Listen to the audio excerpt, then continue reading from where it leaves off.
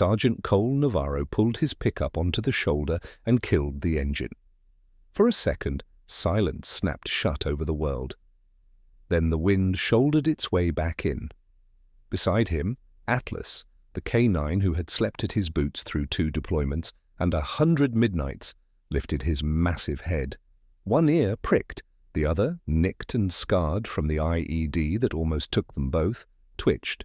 Cole whispered, "You hear it too?" Atlas answered with that small, tight sound Cole had learned to trust more than most people, a barely-there whine like a drawn bow. Alert, not panicked. A sound for danger with a heartbeat. Cole's breath fogged the cab. His hands were already moving, hazard lights on, flashlight from the glove box, the trauma kit he never let himself believe he wouldn't need. He opened the door. Cold hit him with the wet slap of a wave. Atlas dropped to the snow and waited for the cue. Hand signal, heel, murmur, track. The shepherd's muzzle dipped to taste the air. He took one deliberate step, then another, then pulled, gentle but insistent, toward the tree line. That was when Cole heard the first voice. "Mama." It wasn't loud. It wasn't even a word so much as a hush shaped by lips too cold to move right. But the syllables skimmed across Cole's nerves like sparks on dry grass.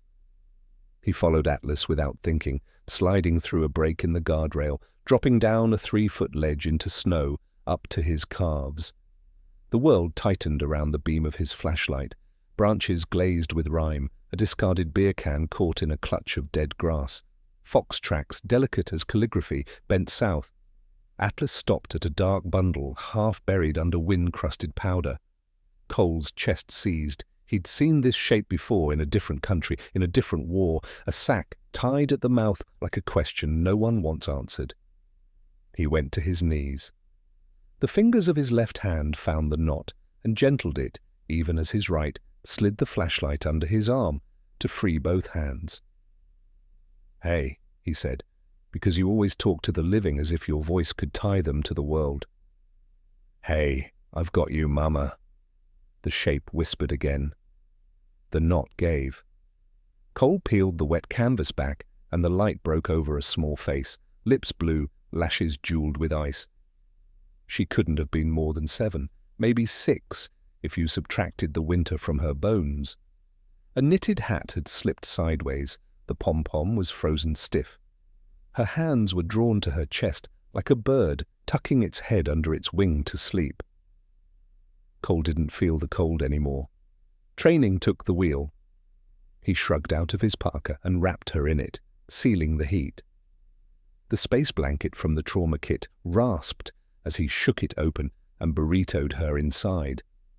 Atlas leaned close, a great dark presence, and exhaled warm into her face.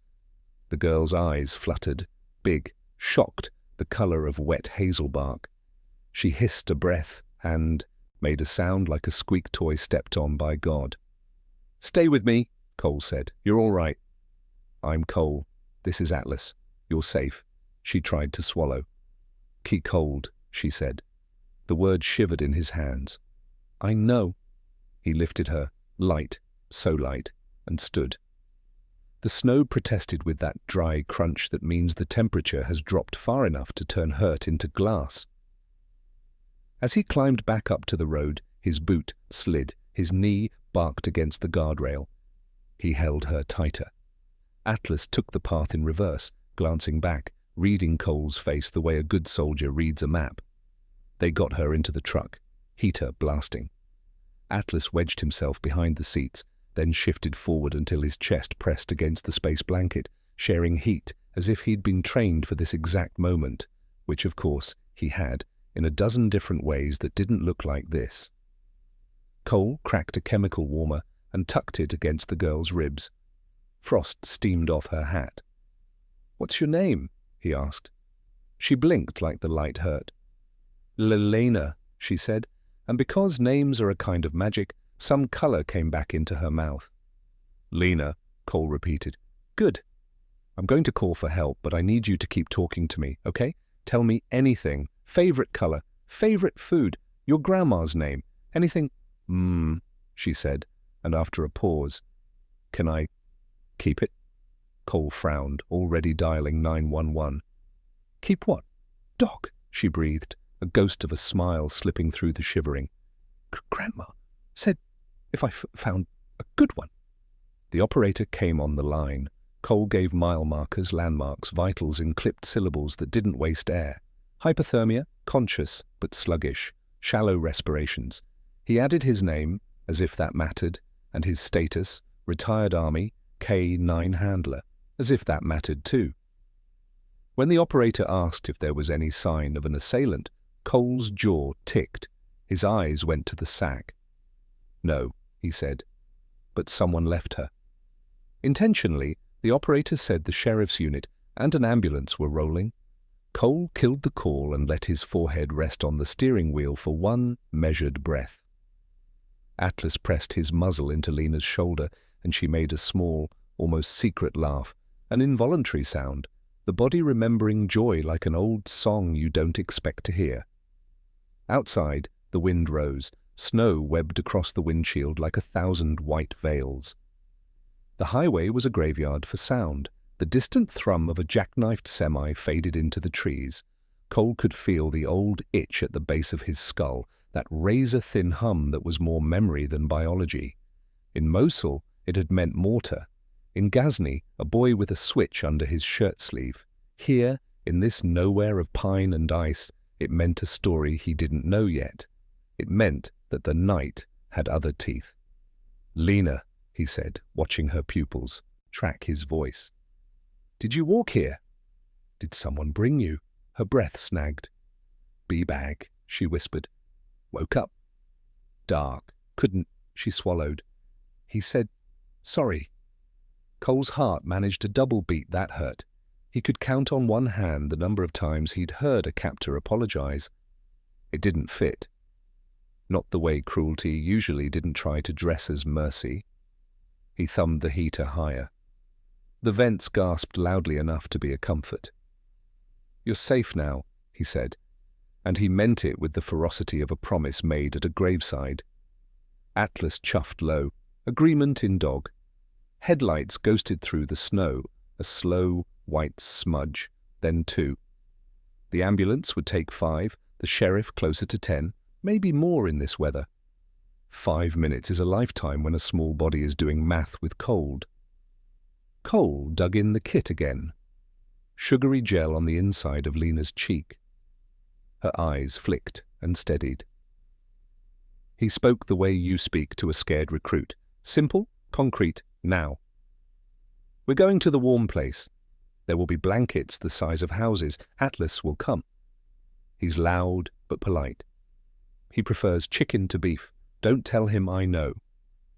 When the nice lady asks you questions, you answer, or you can squeeze my hand instead. That's a kind of answer too. Lena's lips formed a shape that might have been a thank you. Her gaze slipped sideways to Atlas. She lifted one mittenless hand from the space blanket, the knuckles chalk white, and set it on the shepherd's ruff. "Good one," she murmured. "Can I keep him, Grandma?" The word hit Cole like a flare in fog. "Grandma." He leaned in. "Where is your grandma, Lena?" Lena's eyes filled, not with tears exactly, but with a widening that made room for fear to come back, now that warmth had carved out a space for it. "Home," she whispered. "She said, if I found the good dog, I should ask. Keep him." Because why?" Lena's mouth trembled. "Because he would protect me when the bad man came back." The wind pushed hard at the truck then, rocking it on its shocks. Cole didn't move. The flashlight on the console threw a long white blade across the ceiling, and in its spill Atlas's eyes looked almost gold. He stared at the door, not at Cole, not at Lena, as if a sound beyond the sound of snow had threaded its way through the winter and set the hairs along his spine upright. He gave a quiet, deliberate growl. Cole reached for the Glock he kept holstered under the steering column. He didn't point it. He didn't need to. The action of loosening it from its leather was a sentence all its own. "Lena," he said, calm, quiet. "What's the bad man's name?" Her breath fogged. She looked at the door too, as if she could see through steel. Her voice was paper-thin and treacherously clear. "Uncle." Cole's thumb found the safety. Atlas's growl deepened. And in the mirror, through the rivering sheet of snow, another set of headlights appeared. No siren, too close, too slow, and then not slow at all, speeding, high beams punching into the cab like a dare. Cole's world narrowed to a point of light. If you're watching this, he thought, because part of his head still narrated everything as if it were a training tape, drop a prayer in the comments. Wherever you are, kitchen, subway, hospital break room, say her name out loud. Lena, say it like a rope thrown across a gorge. And tell me where you're watching from so I know how far good can travel on a night like this.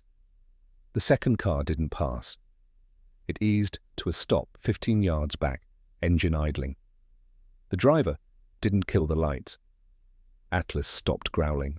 He waited, perfect stillness, a statue of a promise. Cole breathed in and tasted metal. "Okay," he told the night. "Come on then." The other car's headlights stayed fixed, spearing through the storm.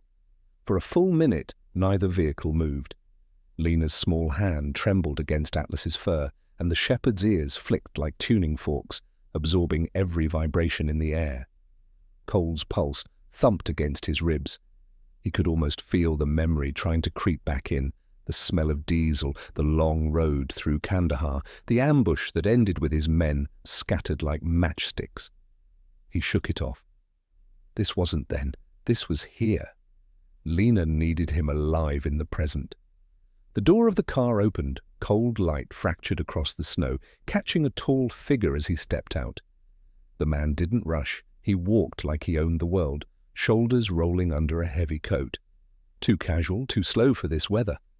He cupped a cigarette against the wind, sparked it to life, and dragged long enough that the ember painted his face in momentary orange. His eyes gleamed sharp, predatory. "Evening," he called across the space. His voice was gravel dipped in oil. "Bit cold to be parked out here, don't you think?" Cole kept his hand near the Glock, but didn't draw. Not yet. "Had car trouble," he lied. "Waiting on help?" The man exhaled a ribbon of smoke that twisted into the storm.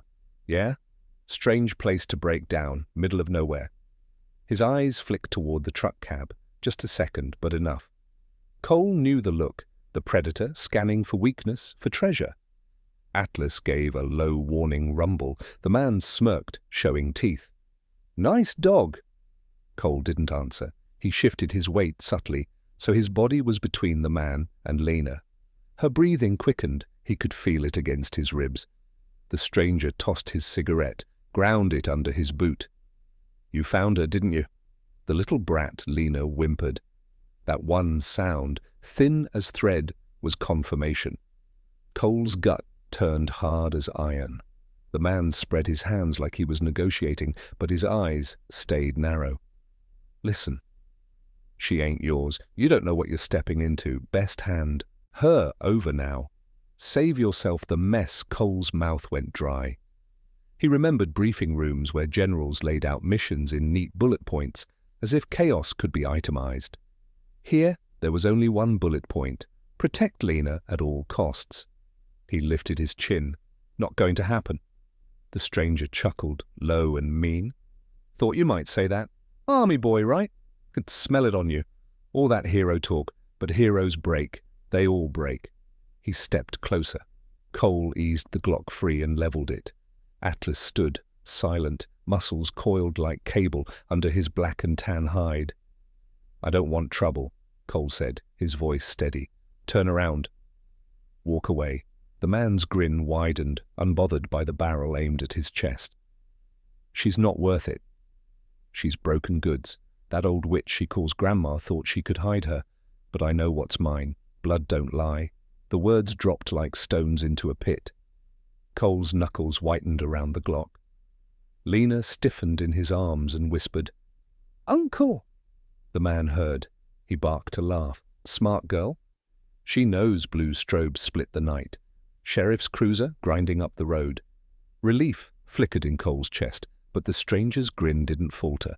He lifted both hands slowly, mock surrender, and began to back away toward his car. The cruiser stopped between them. Deputy came out, scarf pulled high, hand already on his weapon. "Evening. Everyone all right here?" Cole didn't lower his Glock, not yet.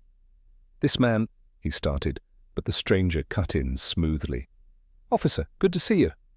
"My niece ran off again. Thought she might have froze out here. Glad to see this gentleman found her. I was just about to thank him proper." Cole's jaw clenched.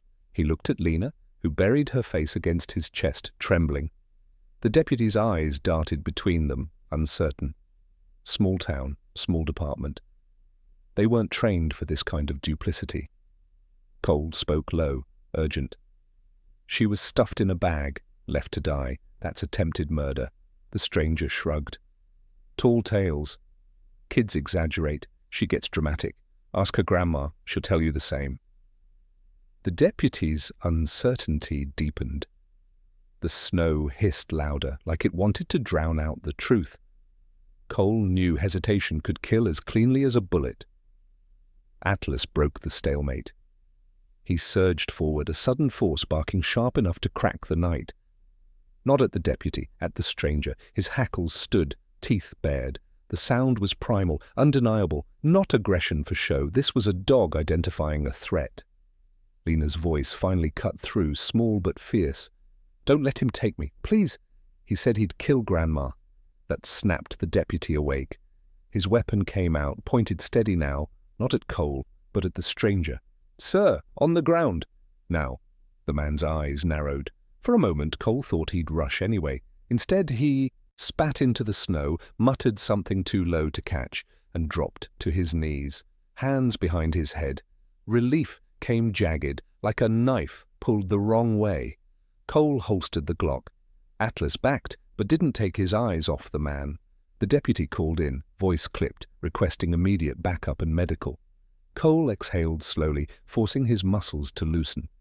He glanced down. Lena's eyes were wide but steadier now, clinging to his shirt with white-knuckled fists. "You're safe," he told her again, quieter this time. It sounded less like a promise and more like a prayer. The ambulance finally arrived, wailing against the snowstorm. EMTs swarmed, wrapping Lena in warmer blankets, checking vitals. She didn't want to let go of Cole's hand, not even when they strapped her to the gurney. Atlas paced beside, every step measured, protective. The deputy cuffed the stranger and shoved him into the cruiser. The man didn't resist, but he smiled through the glass as they drove him away. It wasn't the smile of someone beaten. It was the smile of someone who knew the game wasn't finished. Cole stood in the snow, the taste of metal still in his mouth, watching the ambulance doors close on Lena. Atlas leaned against his thigh, warm, solid, breathing steady. Together they watched the taillights vanish into the storm. Cole murmured to the dog, "This isn't over, is it?" Atlas didn't answer, but his ears tilted toward the distant road, as if he already knew which way the fight would come. The county hospital sat like a pale fortress against the storm, its sodium lights glowing in the snow like watchfires. Inside, heat hit Cole in a wave, bringing with it the tang of antiseptic and old coffee. He trailed the gurney as EMTs rushed Lena through the sliding doors. Atlas padded beside him, nails clicking faintly against tile. Nurses stared. Most hospitals didn't allow dogs, but no one stopped him. Something about Atlas's presence made objections stick in people's throats. They wheeled Lena into a curtained bay. The pediatric team swooped in, pulse oximeter clipped to her finger, heated IV blankets, saline drip. Her face was still pale, lips tinged purple, but she squeezed Cole's hand when they tried to separate them. He stayed, crouched at her side, murmuring small, steady truths. "You're safe. They're helping. Atlas is right here." Atlas stationed himself at the curtain opening, head up, eyes scanning everyone who passed. A silent sentinel. When Lena's vitals stabilized, the doctor pulled Cole aside. "She's hypothermic, malnourished, but strong. She'll recover physically. The trauma The man hesitated, lowering his voice. That's harder. She mentioned being left in a sack. She didn't imagine it, Cole said flatly. I pulled her out myself. The doctor's jaw tightened. Then child services will be called. Law enforcement too, if there's a relative. There is, Cole cut in. Her grandmother. But she's in danger. The uncle isn't going to stop. The doctor exhaled through his nose, clearly uncomfortable. That's for the sheriff to decide. Cole didn't argue. He'd learned long ago that institutions moved slower than violence, and violence didn't wait. 2 hours later, Lena slept, tethered to warm fluids and soft machines. Her small breaths fogged against the mask of oxygen. Cole sat in the visitor chair, Atlas at his boots, the weight of exhaustion pressing down but never winning. He couldn't close his eyes, not while he felt the echo of that stranger's grin burned into him. The man had surrendered too easily. Men like that didn't give up. They recalculated. The curtain rasped. Sheriff McKenna stepped in, hat in hand, snow still melting on his jacket. A square-faced man, tired eyes but not unkind. He nodded at Cole. Heard you were the one who found her. Sergeant Navarro, right? Retired, Cole said. McKenna's gaze shifted to Lena, softened for a moment, then hardened again. Her uncle's in custody. Says the girl's just confused. His lawyer's already spinning it as a domestic dispute. Cole's fists curled. He stuffed her in a bag. That's not a dispute. I don't doubt you, McKenna said quietly.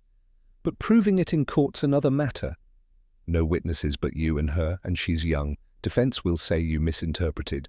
Jury might believe it, and without Grandma to back the story. He let it trail off. Where is she? Cole demanded. The grandmother? Working on it. Address we had was empty. Neighbors say she left town last week. No forwarding. Might be hiding. Might be worse.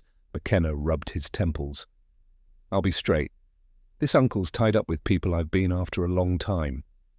Drugs, money laundering. Folks who don't scare easy. Him getting bold enough to dump a kid in the snow means he thinks he's untouchable. Cole leaned forward, voice steel. He's wrong. McKenna studied him. You planning to make this your fight? I didn't plan to find her either, Cole said. But here we are. Atlas huffed low, as if in agreement. Near dawn, Cole finally let himself stand and stretch. He walked the sterile corridor, Atlas shadowing him. The hospital hummed in half-sleep, machines blinking, nurses murmuring. Outside, the storm had eased to a quiet drizzle of flakes. But the quiet felt staged, like a breath, before shouting. As Cole rounded a corner toward the lobby, Atlas stopped dead. His body stiffened, nose up. A soundless snarl curled his lips. Cole froze too. He trusted that reaction, always. The glass entrance doors stood 20 feet ahead. A man loitered just outside, half hidden by shadow. Hood up, shoulders hunched. He wasn't smoking. He wasn't on his phone. He was just watching the doors, too still for the weather. Cole's hand brushed the butt of his Glock. He considered confronting the man. Then he felt the weight of the decision. If he went out, Lena was unguarded. If he stayed, the man might come in. Either way, danger had already breached the walls. The hooded figure shifted, as if sensing eyes on him. Then he turned and melted into the snow, vanishing between parked cars. Atlas whined softly, tail stiff, eyes burning into the place where the man had stood. Cole whispered, "Yeah, I saw him too." Back in Lena's room, he sat again. She stirred, eyelids fluttering. Her voice came out raw, thread-thin. "He's coming." Cole bent close. "Not while we're here." Atlas won't let him. Her fingers tightened around his sleeve. "Promise?" He hesitated, not because he doubted his intent, but because promises were heavy things, and breaking them could crush more than keeping silent. But Lena needed weight on her side. "I promise," he said. Atlas laid his head on the bed beside her hand. Lena stroked his ear, a small anchor in a sea of fear. Within minutes, she drifted back into sleep. Cole sat there long after, staring at the curtain, listening to every hallway footstep as if it might be the storm breaking down the door. He realized then that he wasn't simply guarding her. Something deeper had already rooted inside him. This wasn't duty. This wasn't chance. This was family. Even if the law hadn't caught up yet. Even if the world disagreed. And he knew bone deep that the fight was just beginning. Morning didn't so much arrive as bleed in, grey through the blinds, a thin wash that made the hospital's fluorescent lights look almost kind. Cole stretched the stiffness out of his shoulders. He'd slept in 3-minute rations, the way you do in places that aren't allowed to be safe. Atlas had dozed with one eye open, chin on Lena's mattress, the slow pendulum of his breath keeping time with the monitor's soft beeps. Lena woke quietly. No startle, no cry, just a long, careful blink and the small sound of someone testing if the world had decided to be kinder. When she saw Atlas, her mouth shaped a private smile. When she saw Cole, the smile reached her eyes. "Morning," he said softly. "Hunger check?" She nodded with the solemnity of a ceremony. "Toast," she whispered. "And eggs. Scrambled, like clouds. Copy that." Cole flagged a nurse. Breakfast materialized with the efficient kindness of people who have seen too much to waste time. While Lena ate, he pulled up a chair. "You did good," he told her between small bites and sips. "You fought. That's brave," Lena swallowed. "Grandma says brave is keeping your promise even when it hurts." Cole absorbed that, surprised by the ache it sparked. "Your grandma sounds like someone I'd like." "She smells like cinnamon." Lena smiled again, smaller. "And she hums when she's scared." Old church songs. Cole felt the room tilt a hair, like a compass needle tugged by something strong.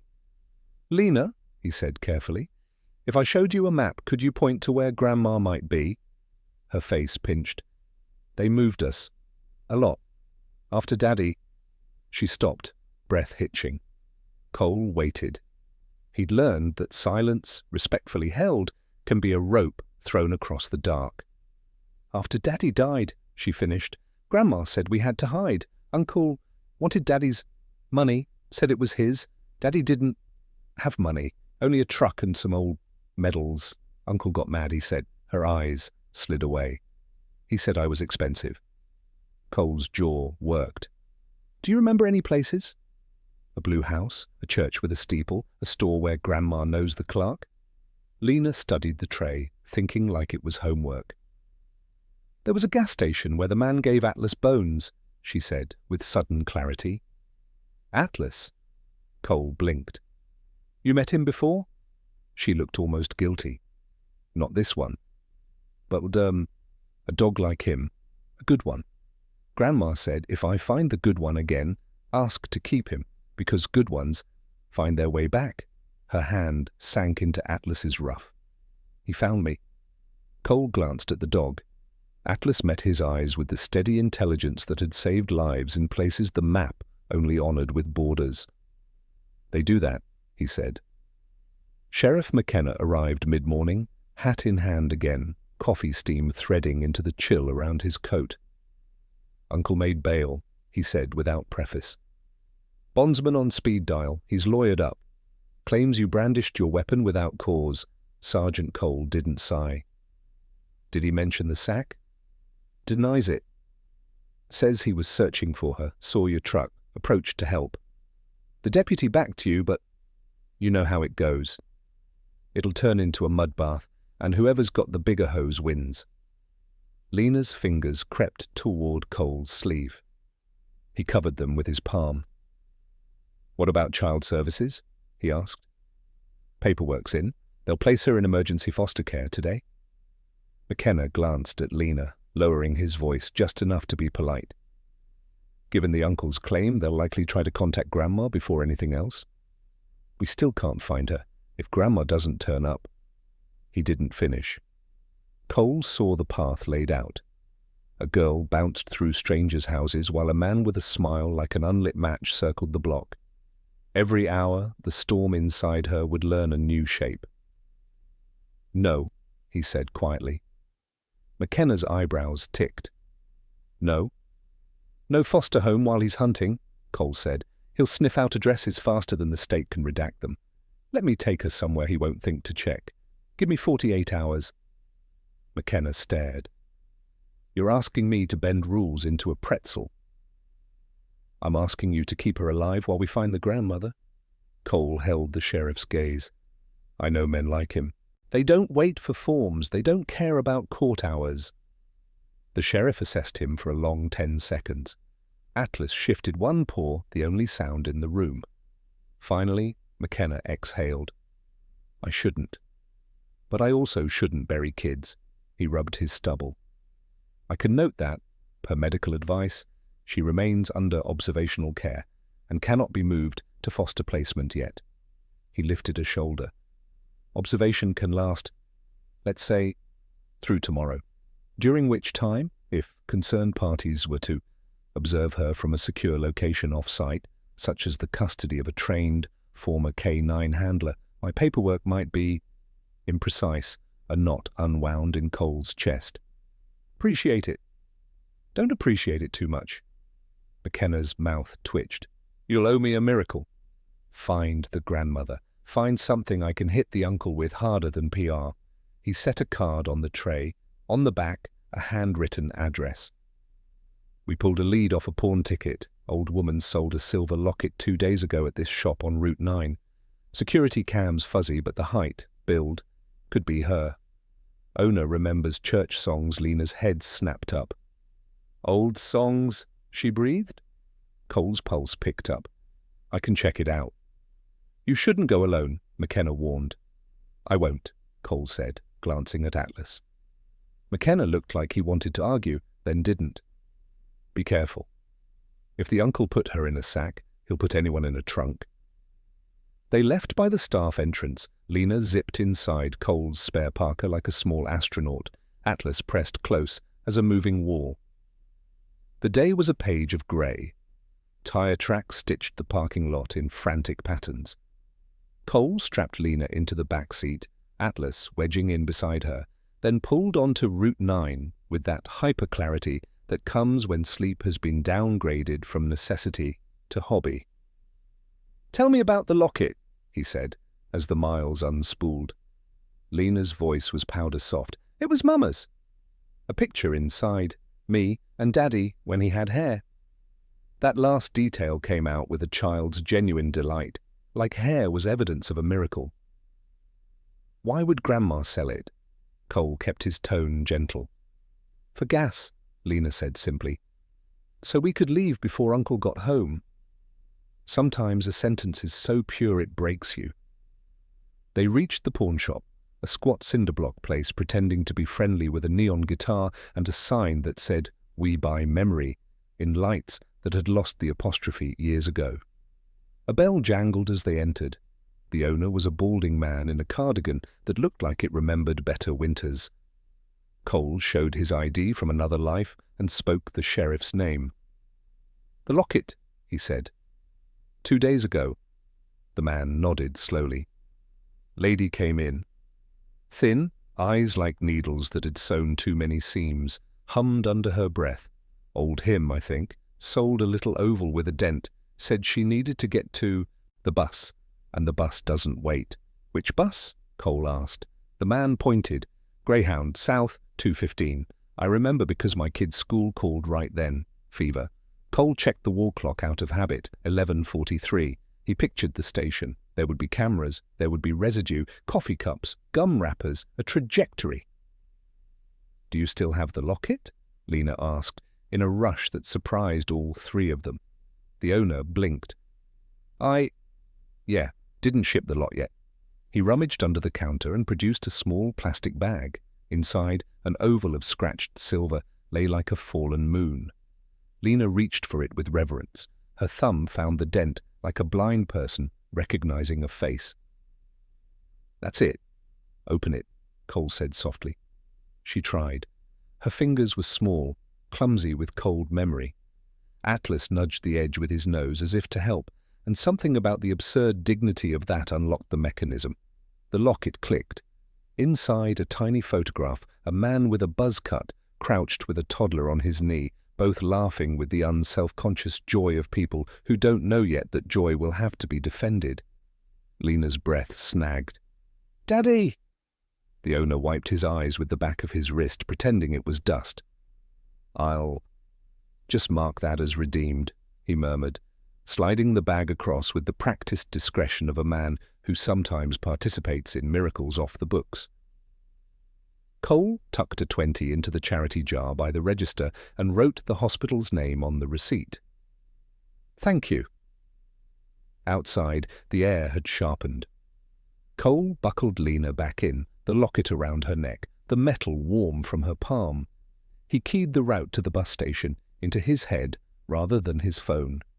Men like the uncle had friends who liked to listen to signals in the air. Atlas stared out the window, nostrils flaring, reading the world in a language older than maps. "All right, partner," Cole said. "Fine, Grandma." He rolled down the back window 2 inches, held the locket under Atlas's nose. "Track." The shepherd inhaled, eyes narrowing, a switch thrown, muscles aligned. The low keen rose in his throat, the sound of a compass pointing. He pressed his paw to the door, gentle but urgent. "South," Cole translated and pulled into traffic. As the truck merged, Lena whispered half to herself, "Good ones find their way back." "Yeah," Cole said. He glanced at Atlas in the mirror, the dog steady, eyes bright. "They do."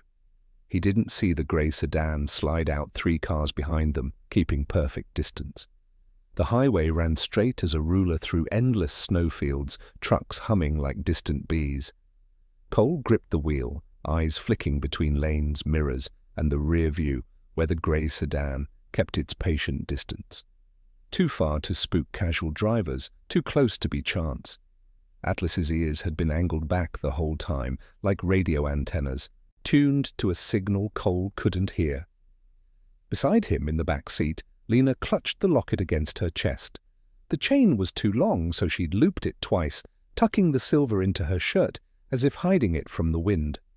Her eyelids drooped, but she fought sleep the way children do when they're afraid of waking into something worse. "You're safe," Cole said, catching her gaze in the mirror. "I see you." She nodded, a small soldier taking orders. Atlas leaned against her leg. She smiled faintly, her hand sinking into his fur. He was her anchor now, maybe his too. The Greyhound station squatted at the edge of town like a bunker pretending to be helpful. Fluorescent lights buzzed overhead, their glow bouncing off slush-streaked tiles. A vending machine rattled as someone kicked it. The place smelled like burnt coffee and diesel, the perfume of people passing through but never staying. Cole parked across the street. He didn't like bringing Lena inside, too exposed, but if Grandma had boarded a bus, this was the only place to track. He crouched by the open door before they crossed. "Okay, game plan," he said softly. "Stay close. Hold Atlas's harness. If I say down, you get behind him. Got it?" Lena swallowed, then nodded. "Got it." Atlas bumped his nose into her hand as if to seal the deal. Inside, the ticket counter was manned by a clerk who looked like she'd seen one too many winters and one too few smiles.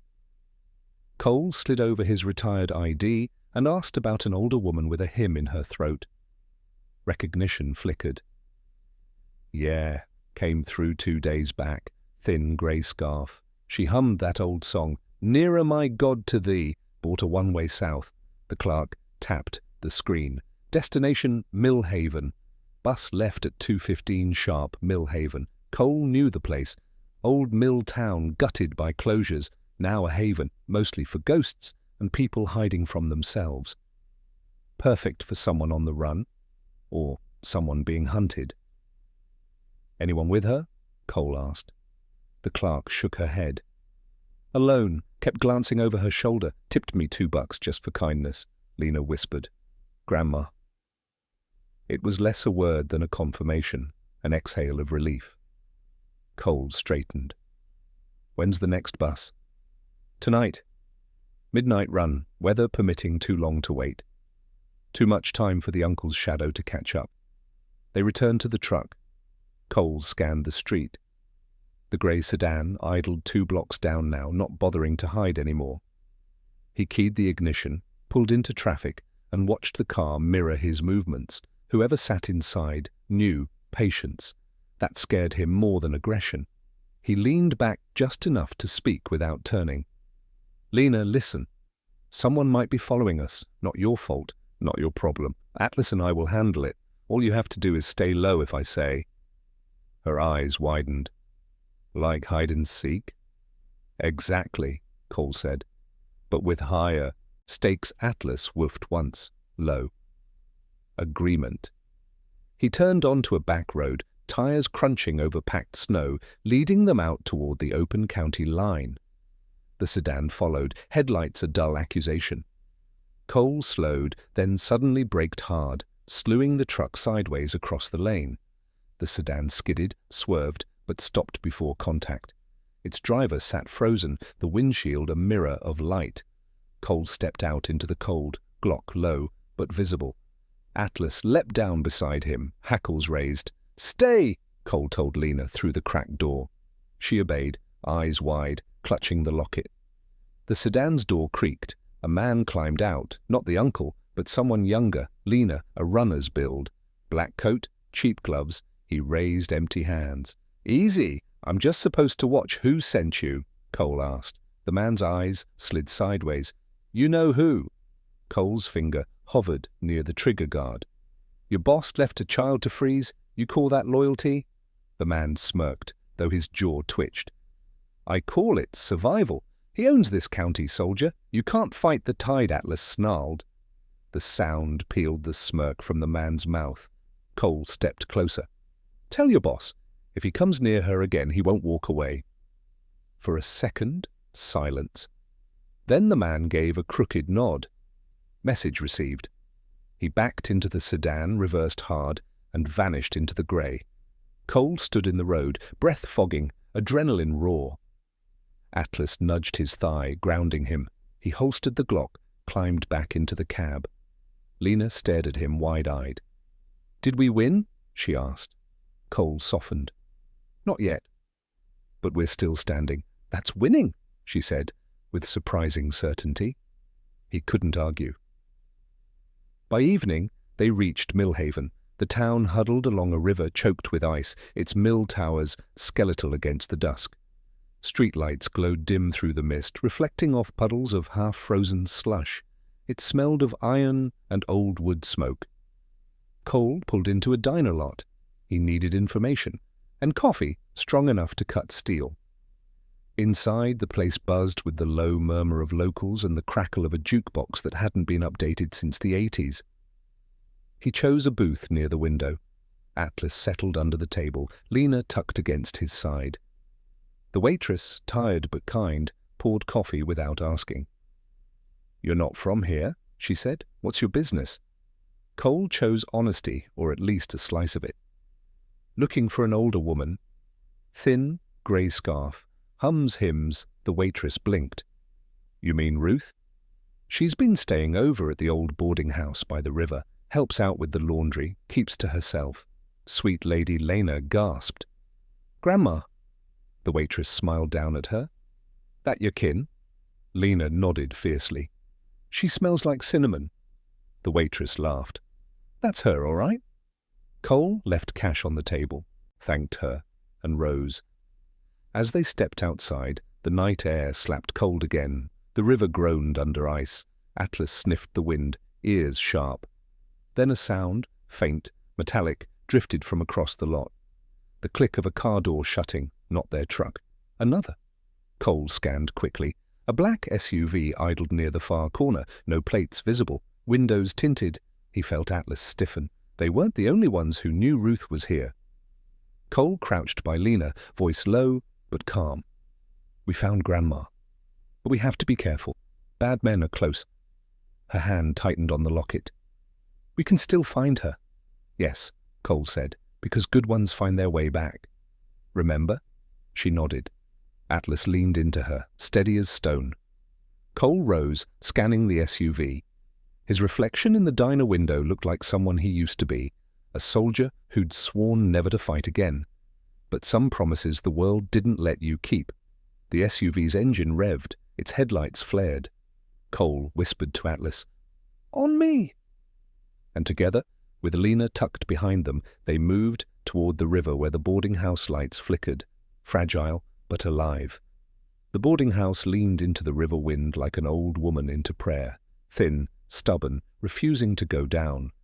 3 stories of weathered clapboard, a sagging porch, windows that held more memory than glass. A yellowed sign out front read, "Haven Rooms," in cursive that time had made shy.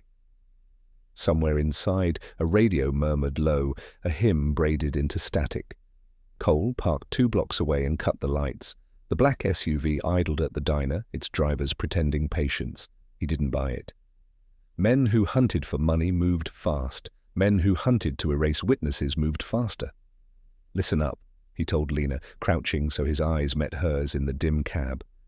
"We go in quiet. You stay between me and Atlas. If I say down, you get behind something solid. We won't leave without Grandma." She nodded, jaw set. The locket gleamed when the streetlight caught it, a small moon over her heart. Atlas pressed his shoulder against her knee. "I'm here in a language older than words." They moved, a single shape in the shadow margin where the streetlights failed to argue. Cole read the edges, a neighbor's TV blue in a second-story window, the skim of frost on the porch steps, a trail of footprints that weren't theirs, a man's tread, heavy, recent. Atlas's ears cut toward the river. He scented the air, then leaned left, guiding them along the porch rather than straight to the door. Cole knocked softly. A chain rattled inside. A face appeared in the crack, lined, wary, eyes sharp with a kind of grief that doesn't fade, only learns to stand up. The smell of cinnamon drifted out as if memory had a recipe. "Ruth?" Cole asked. Her gaze flicked over Lena, stopped, and broke into pieces that rebuilt as recognition. "Child," she gasped. The chains slid free. She opened the door and gathered Lena, into arms too thin for the weight they'd carried, humming by reflex, notes so old they'd forgotten their first singer. Lena shook with relief. "Grandma," she breathed into Ruth's scarf, "we found you." Ruth's eyes rose to Cole. "Who are you?" "Cole Navarro," he said. "This is Atlas." "We pulled her from a sack on Highway 17. He didn't soften the word. Truth sometimes needs its bones. Ruth flinched as if the syllables were a slap. "He did it," she whispered, not a question. "He did," Cole said. "Then we have very little time," she replied, with a calm that told him fear had lived in her house so long it knew where to sit. "Come, quickly." They slipped inside. The hall smelled of boiled coffee and mothballs, the rugs threadbare maps to rooms where people slept behind thin doors. Ruth's room held a cot, a chair, a hot plate, and a picture of a young man with hair and a grin wide enough to shelter a small town. Lena went straight to it, fingertip touching the frame. "Daddy," she said, voice half air. Ruth's hand lifted, hovered over Lena's hair, settled. "He loved you," she murmured. "Loved us. That's why he—" Her gaze cut to Cole. "We don't have time for the whole story." "Give me the shape," Cole said. "Fast." Ruth nodded once, like an old soldier recognizing rank. "My boy, Lena's daddy, came home from his second tour and took a job at the mill's security outfit. He saw things, men moving crates off the books at 3 a.m., cash exchanged for silence. Your uncle," she spat the word like it tasted bad, "ran the riverside for a man who doesn't care what he poisons, as long as the money flows. My boy reported it. They laughed. Then he filed a complaint with the state and told me to take Lena if anything happened." "Something happened," Cole said quietly. His truck went into the river on a clean night. Ruth's voice didn't break. It had been broken before. "Sheriff called it an accident. I called it a lie. The week after, a man in a black coat told me to hand Lena over. Said there was a trust in her name from her father's VA benefits and insurance. Small, but enough. Said he'd manage it for her, make sure the right family benefited. She swallowed. I ran. The trust must be larger now, with the insurance contested. It ain't about love, it's about control.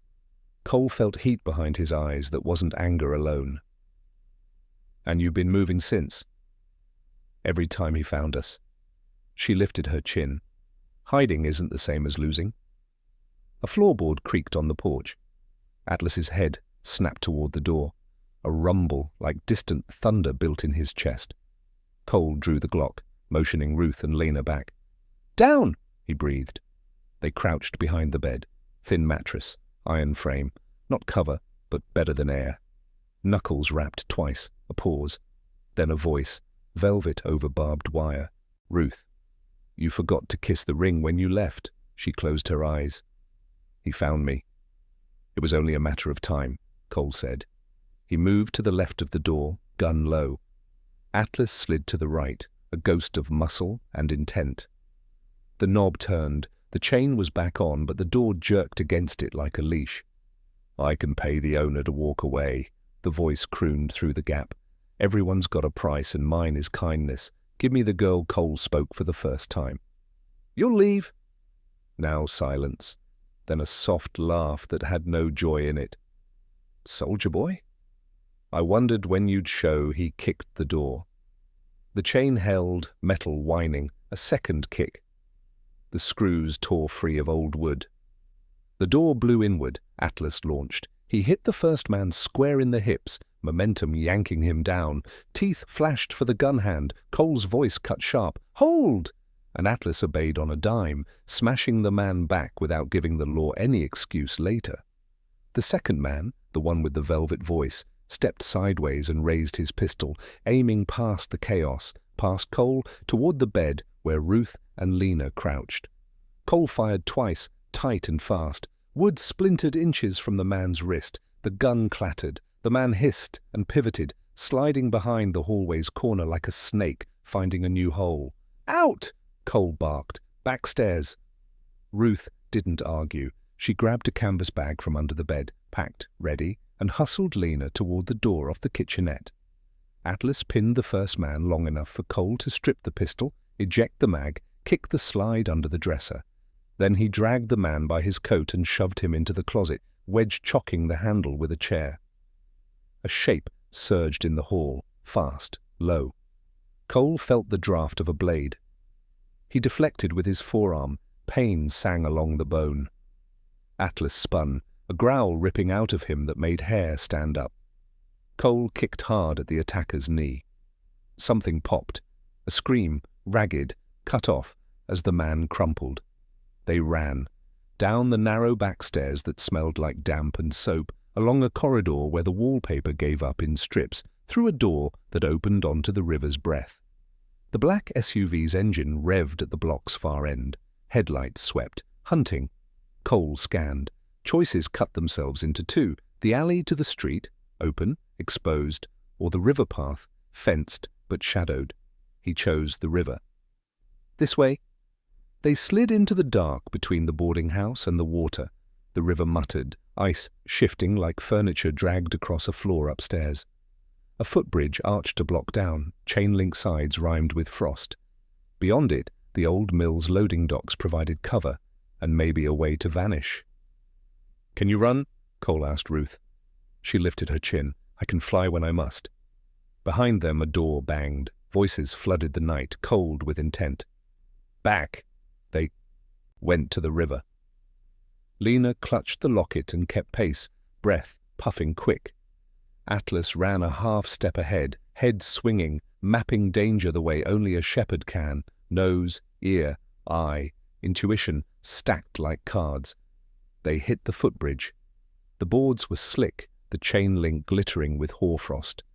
Midway across, Lena slipped. Cole caught her. Atlas shouldered in, steadying. The river growled below, a beast under a thin lid. A shot cracked. The chain link near Cole's head jerked, sparking. He shoved Lena down. "Crawl!" "Stay low." Ruth dropped to her knees, moving with terrifying efficiency. Lena followed, palms skidding, breath harsh. Atlas flattened beside them, a moving wall. Cole turned, firing 2 cover shots toward the mouth of the alley. Screams, men ducking. He didn't aim to kill, he aimed to buy seconds. "Go!" he shouted. They scrambled the last yards. Ruth and Lena toppled to the far side, rolling behind a concrete kiosk. Atlas vaulted, then spun, braced, eyes blazing. Cole ran backward, firing a last round to take out the attacker's headlight. Glass exploded. Darkness took a step in their favor. They sprinted for the mill docks. Stacks of pallets made canyons of shadow. A corrugated door stood half open, a yawning mouth that smelled of oil and old rope. Cole pushed them through. He dropped the door. Metal thundered, echoing. He found the locking bar and slammed it down. It wouldn't hold forever, maybe not 5 minutes, but 5 minutes is a mansion when death is knocking. Inside the mill was a skeleton, catwalks like rib bones, conveyor belts ossified in dust. Moonlight leaked through broken panes, laying a grid of pale ladders on the floor. Ruth leaned against a pallet, chest heaving. Lena pressed her face into Atlas's neck, eyes squeezed shut. The shepherd stood rock still, the perfect statue of an oath. Cole listened. Footsteps ran the length of the dock outside, then scattered. A voice shouted, "Check the water! Check the south fence!" He exhaled once, then turned to Ruth. "We can't outrun them forever. We need something heavier than luck." Ruth's mouth tightened, then eased. Decision made. "Then it's time for the rest of the story," she said. She reached into the canvas bag and drew out a battered manila envelope, edges soft with touch. She handed it to Cole. "What is it?" "Insurance policies, service records, the complaint he filed, copies of everything, but most important—" She tapped the bottom. "A letter. My boy mailed it the day before his truck went into the water." He names names, he names dates, he names his killer. Cole felt the world tilt again, but this time toward hope sharpened into a weapon. Outside, boots pounded. Inside, paper rustled like wings unsheathed. Atlas's ears shifted. He looked up at Cole. "All right," Cole said to all of them. "We don't just run, we fight." He pointed toward an interior corridor, dark as a throat. "We buy time, we move, we get this to McKenna, and we end this." Something heavy hit the door. The locking bar sang. Lena's voice was small but clear. "We keep our promise even when it hurts, right?" Cole met her eyes. "Exactly." Atlas stepped forward, planted, and growled low, a thunder that said, "Let them come." The mill breathed dust. Every footstep stirred ghosts of wheat husks and oil fumes. Somewhere above, pigeons shifted, their wings scraping like knives on tin. Cole held the Glock steady, muzzle tracking the door as the attackers hammered at it again. The locking bar juddered in its brackets, old iron crying under strain. Ruth clutched the envelope to her chest. Lena huddled beside her, Atlas's body curved between them like a shield carved from muscle and devotion.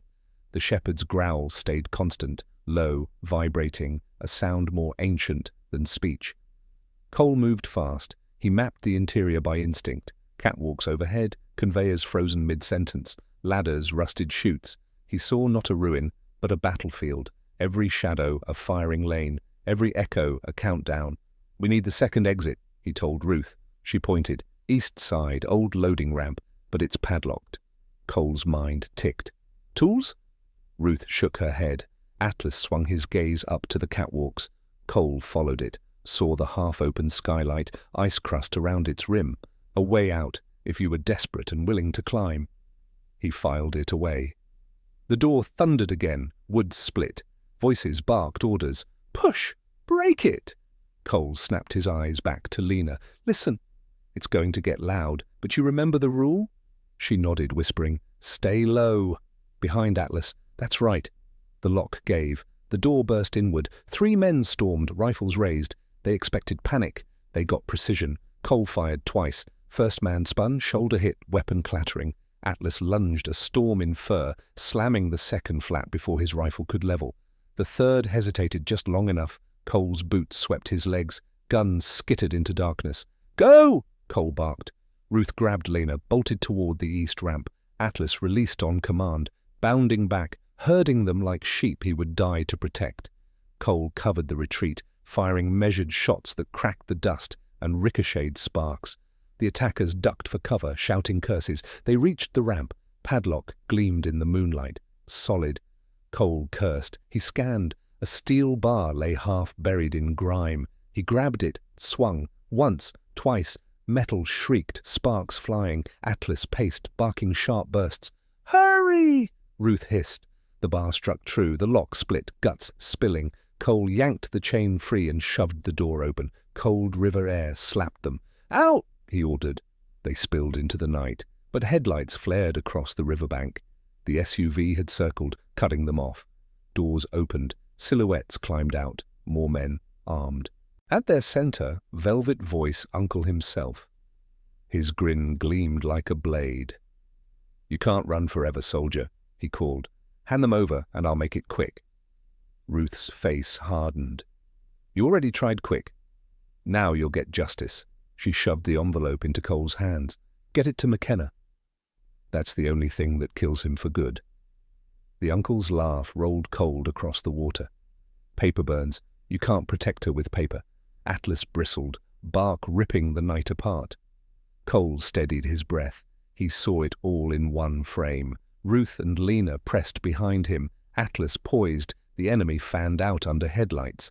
Numbers against them. But numbers never frightened him, not when purpose turned bone into iron. He spoke low to Ruth. "Take Lena. Back inside. Find the skylight. Wait for my signal." Ruth's eyes widened. "You can't hold them all." Cole's lips twitched, something between a smile and a scar. "I don't need to." Just long enough Atlas nudged Lena's hand, then wheeled back to Cole's side, eyes locked forward. He knew. Ruth swallowed hard, grabbed Lena, and vanished into the mill's shadow. The uncle stepped forward, pistol in hand. "Last chance." Cole raised the Glock. "Funny, I was about to say the same." The world snapped, shots thundered, muzzle flashes painted the snow orange. Cole moved with ruthless efficiency. 2 shots, shift, 1 more. Atlas darted, biting, driving men off balance, giving Cole seconds that mattered. Bullets sparked off steel. Dust rained from rafters. Cole dropped behind a rusted drum, reloaded by touch, heart drumming steady. He thought of Lena's whisper, "Can I keep him?" He thought of Ruth's envelope, the weight of truth in his jacket. He thought of men he'd lost, who never had the chance to keep their promises. Not tonight. A scream split the air. One of the uncle's men went down, Atlas's teeth at his arm. Cole covered, firing to keep the others back. Atlas released, pivoted, dodged a bullet by inches, came back, snarling. The uncle cursed, fury breaking his calm. He lifted his pistol, aimed not at Cole, but at the mill door where Ruth and Lena had gone. Cole saw it, heart locking like a trigger. He moved, fast, hard. His shot cracked first. The uncle's gun spun from his hand. The man howled, clutching his wrist, rage twisting his face into something less than human. But headlights flared again, another vehicle barreling down the dock. Reinforcements. Cole's gut clenched. Too many, too close. Atlas pressed against him, warm and breathing hard.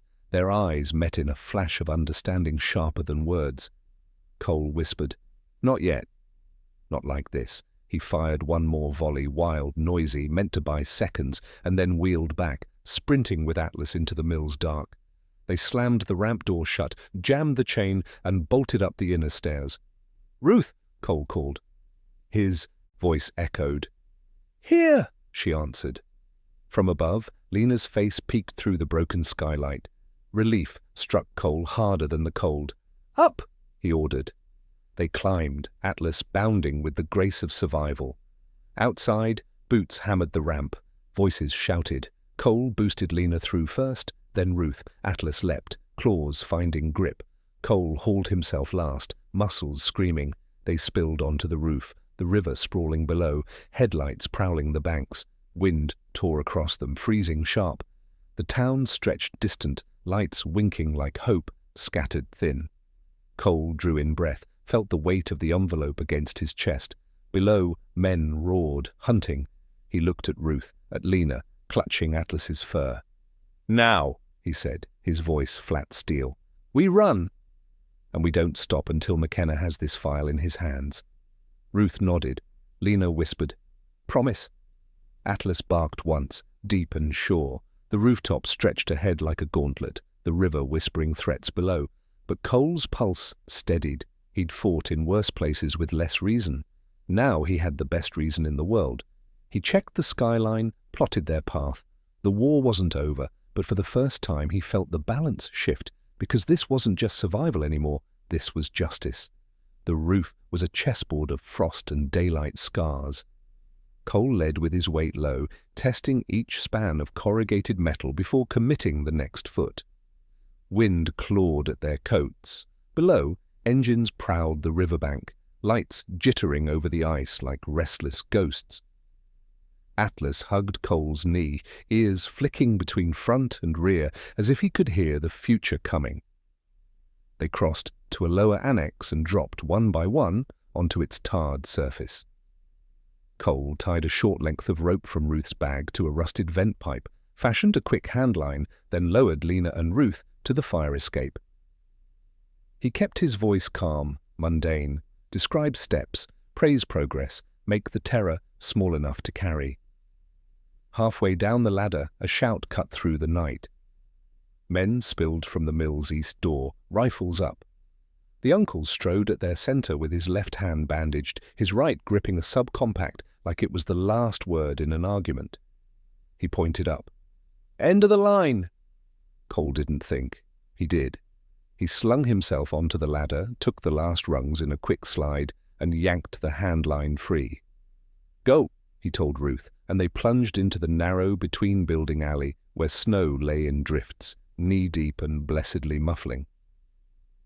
The alley opened to the street, quiet for the first time. Somewhere, a church bell tolled the hour, thin, insistent. Atlas halted, head high. He whuffed once, directional. Cole followed his line of sight, across the street, tucked between a shuttered bakery and a laundromat, a payphone jammed beside a convenience store's ice locker. The neon open sign flickered, but held. "McKenna," Cole said. "We call him now." Ruth nodded, breath pluming, fingers white on the envelope. "And then we run again." They sprinted. Atlas paced wide, screening. Cole shouldered into the store, the bell jangling above the door. The clerk, a kid with a nose ring and a brave attempt at a mustache, looked up, took in the bruised urgency, the shepherd, the child, and did the math most people pretend not to know how to do.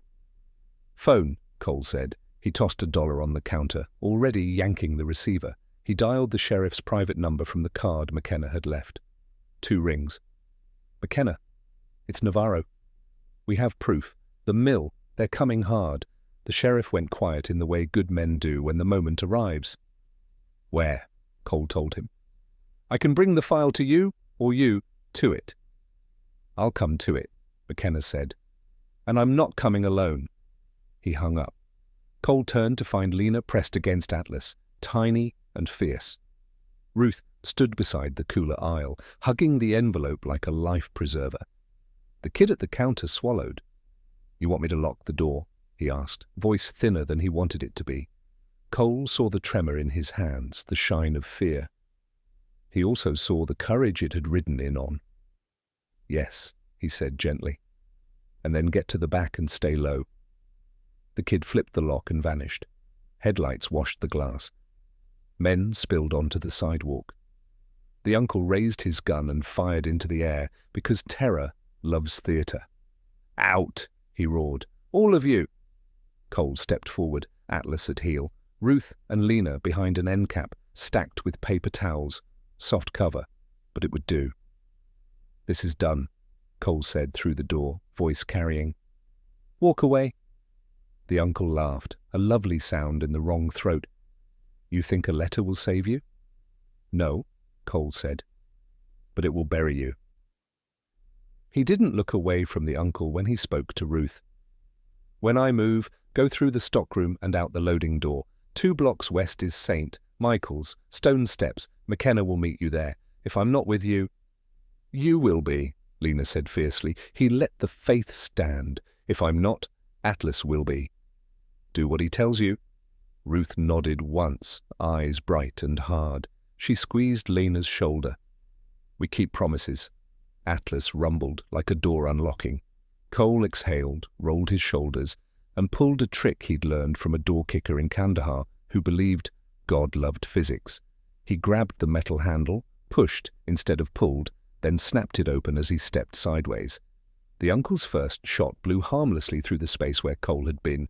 Cole returned fire, not to kill, to disarm intentions. 2 rounds slapped the concrete at the uncle's feet, a line no one sane crosses. Atlas burst through the gap like a fuse lit. He hit the nearest gunman, not with teeth, but with mass, bowling him into a second man.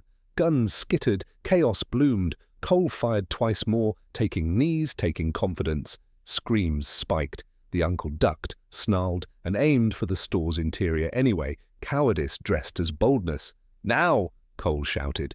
Ruth and Lena slipped through the stockroom door. Atlas pivoted mid-lunge, slammed his shoulder into the uncle's thighs. The man staggered, cursed, and pistol-whipped blind.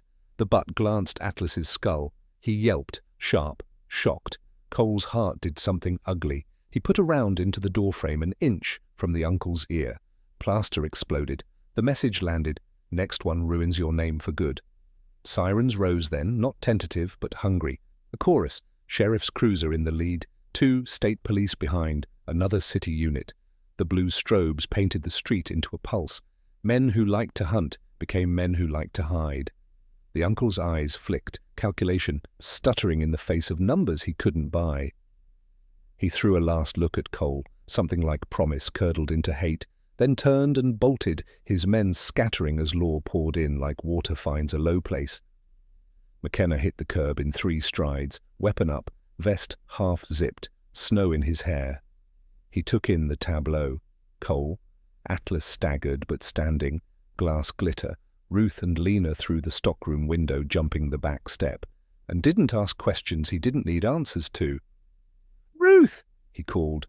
"On me!" Ruth emerged, Lena clutching her, envelope raised like a flag in surrender. "Sheriff," she said, and the word came out like a thanksgiving. McKenna holstered, held out his hands. "That for me?" "It's for justice," Ruth said, and placed it there. He tucked it under his arm as if tucking a child to bed. "Then let's end this." State troopers swept the block. In 3 minutes, the uncle was on his knees with cuffs on. He tried to sell charm. It bounced. McKenna didn't look at him when he read the charges. He looked at Ruth, at Lena, at Cole, as if to anchor his words in the people they were supposed to serve. Ambulance lights bite softer than police lights, but they cut all the same. An EMT crouched to check Lena, then Ruth. Another knelt by Atlas. The shepherd blinked, shook once, then leaned into Cole's thigh as if to say, "Still here, still yours." "How bad?" Cole asked. The EMT felt along Atlas's skull, fingers gentle, practiced. "No fracture I can feel. Pupils reactive. He'll have a headache and he's earned 2 cheeseburgers. She glanced up, smiling. "So have you." Cole's laugh came out cracked, but true. He pressed his forehead to Atlas's for a second and breathed in the warm, familiar smell that had been home in more countries than he could name. McKenna rejoined them, envelope now in a plastic evidence bag. "Our DA's already salivating," he said. "Names, dates, payoffs. Your boy wrote like a soldier. Clear, complete, no poetry, except the right kind." Ruth's chin trembled. "He wanted us safe." "He did," McKenna said, "and he put a fuse on their operation we're about to light." He sobered. "It won't fix all of this. Court's a slog, and men like him hire mud to throw. But we've got more than a story now. We've got a map." He turned to Lena and crouched, the big man making himself small. "You're safe tonight. And tomorrow. And the night after. I'm putting a car outside wherever you sleep until the ink is dry." Lena glanced up at Cole, then back to McKenna. "We're a family now," she said. Not a question, a weather report. McKenna's eyes flicked to Cole with a half-smile that held real warmth. "Seems so." They didn't take Lena to a foster house, not that night. Paperwork, medical advisories, and the oldest law, the one that arranges itself around the need in front of you, conspired to send her instead to Cole's small place on the edge of town, with McKenna's blessing and 2 patrol cars on rotate. Ruth took the spare room and made the kitchen smell like cinnamon before the heater had finished rattling the cold out of the vents. Atlas patrolled the hall with solemn purpose, pausing at Lena's door like a sentry trading shifts with sleep. When she woke once, gasping, he nosed the blanket until she laughed and draped an arm over his neck. Cole stood in the doorway and let the ache of it, the relief, the terror spent, the fragile ordinary, make him human again. In the morning, sunlight found the table. Ruth fried eggs that looked a little like clouds. Lena ate 2 slices of toast and then 1 more, because hunger that has been scared will sometimes pretend it's still starving. Atlas got his cheeseburger. 2, in fact. The vet would scold later. Cole did not care. He walked Ruth and McKenna through the letter again, each line like a rung on a ladder out of a pit. McKenna promised search warrants, arrests up the chain, protection orders with teeth. He promised what a good lawman can, not miracles, but momentum. When the door closed behind him, quiet pooled, the kind with room for thoughts you've been outrunning. Lena found Cole on the porch steps, where winter sun tried and mostly failed to warm the rail. She sat beside him, knee bumping his. "Can I keep him?" she asked. Not coy, not pleading. Simply naming a truth she hoped the world would respect this once. Atlas lay with his head on her sneakers, tail thumping once, twice. Cole looked out at the snowfields where the wind made rivers no map could hold. He thought of a night years ago when he'd made a different promise on a different porch, and how he had failed to keep that one. He thought of names on metal, and boys who didn't come home, and a dog who had always found the way back. "Yes," he said, "if he keeps you." Lena considered, serious. "We'll keep each other," she decided. "That's warmer." Ruth's hymn drifted out the kitchen window, thin, brave, stubborn. The kind of song that says hope is not a feeling, it's a practice. Cole slid an arm around Lena's shoulders. Atlas sighed, the sound of a guardian clocking off for a minute in a house where the night finally felt smaller than the walls. If you've been with us since the road and the snow, if you said a prayer when there was nothing else to throw across the dark, say her name 1 more time. Lena, tell us where you're listening from, not for the algorithm, for the map of how far care can travel. They left an orphan in the middle of the cold night. A soldier and his dog found her. What she whispered was not a plot twist. It was a plan. Keep your promises even when it hurts.